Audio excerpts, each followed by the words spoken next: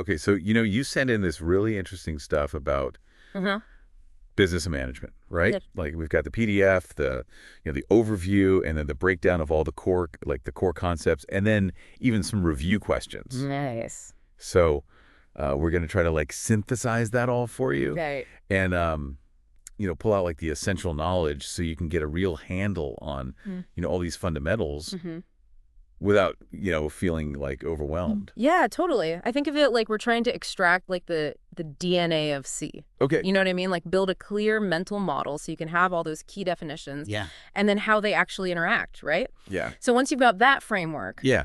then it's much easier to navigate the whole landscape of business and management. Okay, so let's jump in. That sounds good. So the first thing that really pops out to me is just the definition, Yeah. right? Yeah. Professor Shihmin Lo in the PDF says that CA is the overarching term for these two intertwined fields, EI, which is business, and BUNID, which is management. Yeah. Okay. That seems straightforward enough, Mm-hmm. but let's dig in a little bit more. Okay. What are we really talking about when we say the core elements of business? So at the heart of it, right? AI or business Yeah. is all about transactions. Okay. It's about the buying, the selling, the trading of, goods or services. Mm-hmm. And what underpins all of that is this idea of a market. A market. Yeah, a market. Now, it's important to remember that this isn't just a physical place, Right, yeah. an actual marketplace. Yeah, the documents make that distinction really clear. Mm-hmm. IR is defined as that dynamic interplay Yeah, of buyers and sellers that are driven by supply and demand. totally. It's like a system. Exactly. It's an abstract system. It's the engine. Yeah. Powered by, supply and demand. Yeah. And then you've got the A, which is the actual physical space where those Right. transactions take place. Where the rubber hits the road, yeah. Yeah, exactly. And depending on what's being exchanged, Okay. we can kind of break markets down even further. Right.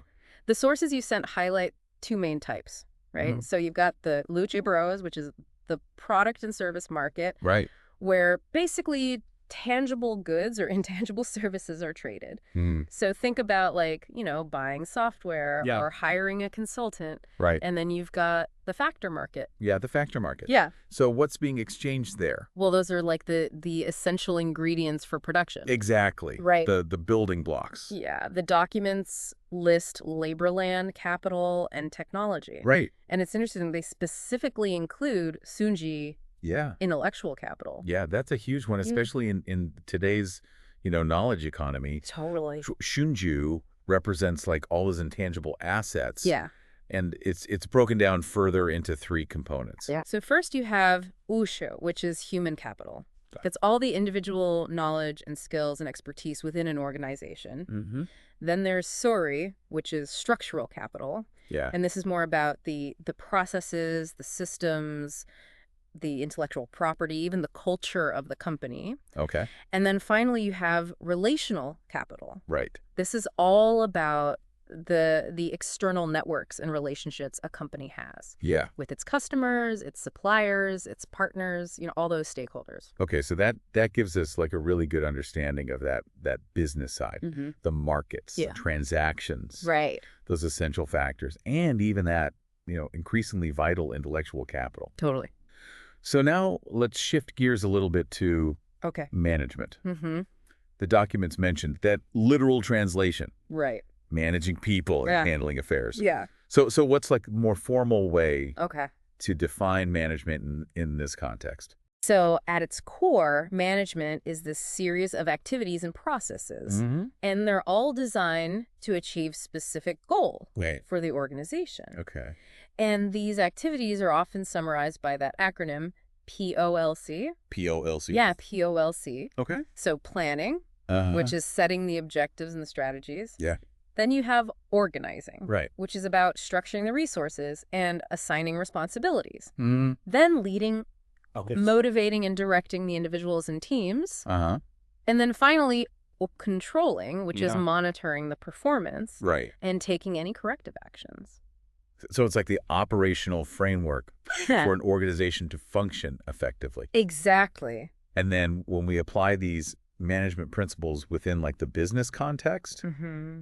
that's what we call Right, business administration. business administration. Exactly.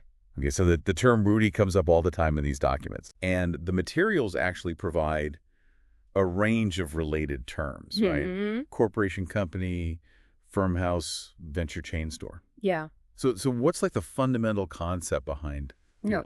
Okay, so fundamentally, a Hurin is a for-profit organization. Okay. Established to do business. Right. And, the main goal is to generate a profit. Make some money. Exactly. Yeah. And all those other terms you mentioned, they kind of reflect nuances in the size, the structure, the industry, or even like the stage of development. Okay. So for example, Hurin or corporation usually means larger company. Yeah. Often publicly traded with a, more complex structure. Right. Than company, that's a more general term for any business organization. Okay. SMME.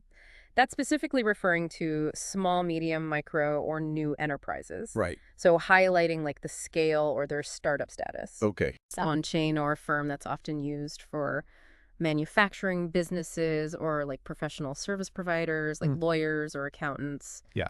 And then you have more specific terms like house. House. Yeah.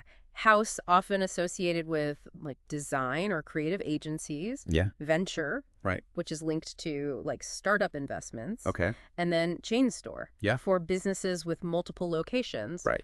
All under that unified brand and management. Okay, cool. So we're building this foundation. We are. Is business plus management. Business involves, those market transactions. Yeah. And the factors of production management is that POLC framework for achieving goals within a PUIG. Exactly. For-profit organization. So how does this all work on a day-to-day basis? Good question. Like, how does business administration actually function? Okay, so this is where we go from like defining the pieces to understanding how they actually fit together. Okay. The sources explain that Nuti business administration is really focused on SHA, which translates to operation. Operation? Yeah, it's essentially the effective management of different shuls, different business functions within the company. The analogy they use is actually pretty helpful. Think of these business functions like organs in the human body. Okay. They each have a specific role. Right. And they all need to work together. Yeah. For the overall health of the whole organism. That makes sense. Yeah. So, and then we have the traditional yes. Those 5 core functions of management. Could you walk us through those? Sure. So the traditional 5 are production. Okay. And that's everything involved in creating and delivering the product or service. So it includes things like materials, sourcing, quality assurance, supply chain logistics. Then you've got sales and marketing. This focuses on how the company reaches its customers, communicates its value proposition, right, and facilitates sales. Makes those sales happen. Yeah, human resources. Yeah. This deals with managing the workforce. Of course. So recruitment, training, compensation, employee relations, all of that. It's all the people stuff. Exactly. Research and development. This is all about innovation, creating those new products or services or processes. Right. And then finally, finance. Okay. This handles the money. Yeah. The financial resources, accounting, investment, and risk management. Those 5 really seem like the fundamental pillars. Yeah. For most businesses. I would agree. But the documents also mentioned a modern evolution. They're adding 2 more functions. So what are these new additions and why are they so important now? Well, they're recognizing that the business world's gotten a lot more complex. Yeah. So the FUNO adds 2 vital functions. The 6th is SHA, Menace Management of Information System Science. MIS, got it. Yeah. In our data-driven world, managing information, technology, and data is essential for making decisions. Totally. For running things smoothly and staying competitive. Yeah. And then the 7th function is strategic management. Exactly. This one looks beyond the day-to-day operations. Okay. And it focuses on the long-term direction of the company. How they plan to compete, adapt to change, and achieve success in the future. So that leads us really nicely into the strategic level. Yeah. Strategic management sounds like it's all about that overarching vision.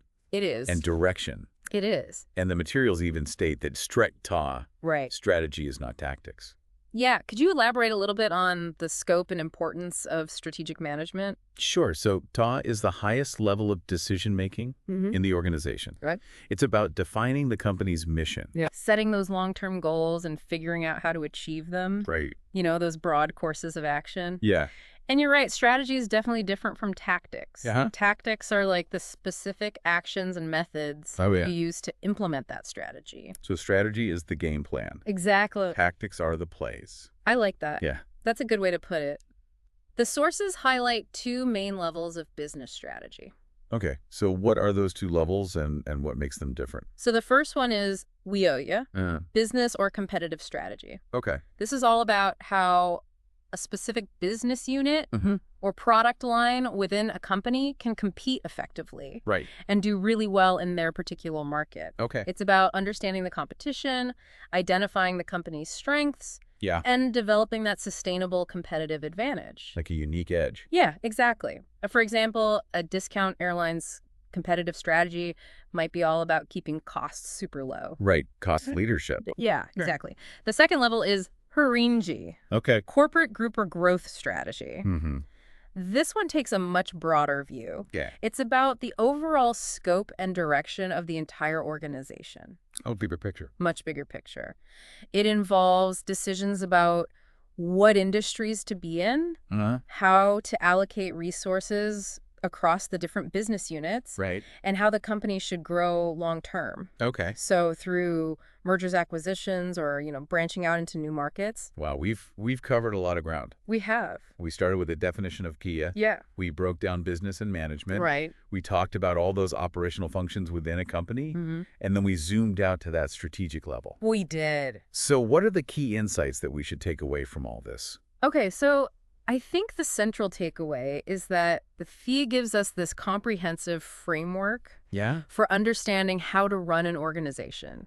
It's about both the fundamental E activities, engaging in those market transactions, and the essential processes you need to organize resources and guide those activities towards achieving your goals. Right. You can see this clear hierarchy where those core operational functions, the UPA, they form the engine of the business. Right. And then those modern additions, especially strategic management. Yeah, they provide that crucial guidance and long-term direction. It's like the steering wheel. Exactly.